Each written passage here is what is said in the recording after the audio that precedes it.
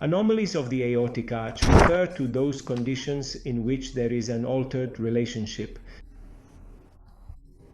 of the anatomical position of the aortic arch or the epiaortic vessel, specifically with respect to the trachea.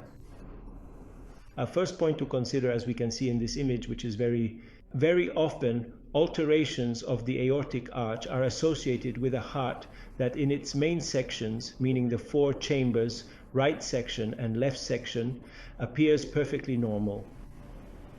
The image you see, which you saw in that first picture, is an image of a high mid-sagittal section, as you can see here, where it is immediately noticeable that the classic V-shaped image is missing, which typically appears when the normally left aortic arch is associated with the left duct.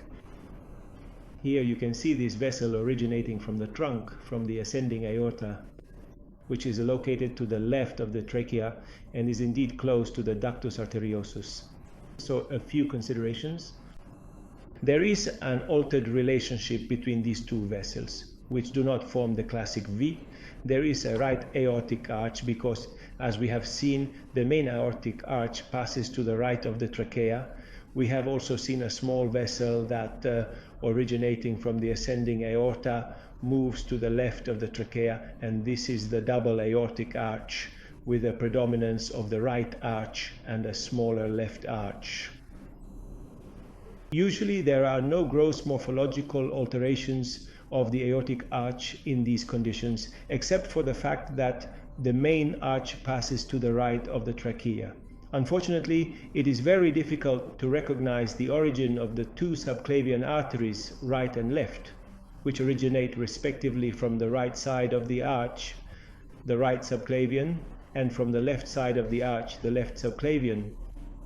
Another extremely important aspect, as you can see in this case, is the presence of a normal thymic lodge, what is technically referred to as the thigh box, meaning the thymus box. What you see indicated here in this case is the left subclavian artery. We can see it clearly in this case because we can very clearly observe that from this vessel, which originates from the left side of the arch, from this small arch, this hypoplastic arch, that we have identified as the left subclavian artery, we have seen that the mammary artery, the thoracic or internal mammary artery, originates from it. It is abundantly clear that these are not merely simple diagnoses in which the comprehensive and effective use of color is absolutely and truly indispensable. You can see once again how this can be observed in this video. In these images, again with the help of color Doppler, the origin of the left subclavian artery from this severely hypoplastic left aortic arch is also the origin of the mammary artery.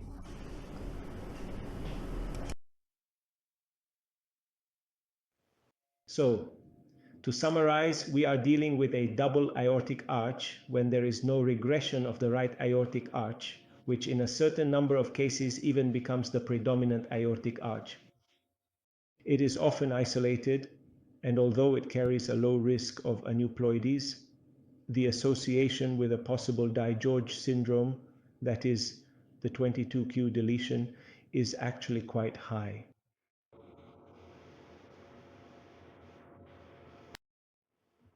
How can we make the diagnosis? In the high mediastinal scan of the three vessels, it is possible to identify a complete vascular ring that surrounds the trachea. Let's remember that this is one of the few cases in which we have a complete ring, and sometimes it is possible to observe the presence of a right arch that is larger than the left arch, which instead is hypoplastic. How should we proceed? Certainly, a genetic consultation is necessary to assess whether it is necessary to investigate the presence or absence of a 22q11 deletion, as well as a consultation with a pediatric cardiologist and serial follow-up. It is also important to rule out the possibility of other associated anomalies affecting other organs. Remember that the prognosis is often favorable, especially in cases of isolated double aortic arch.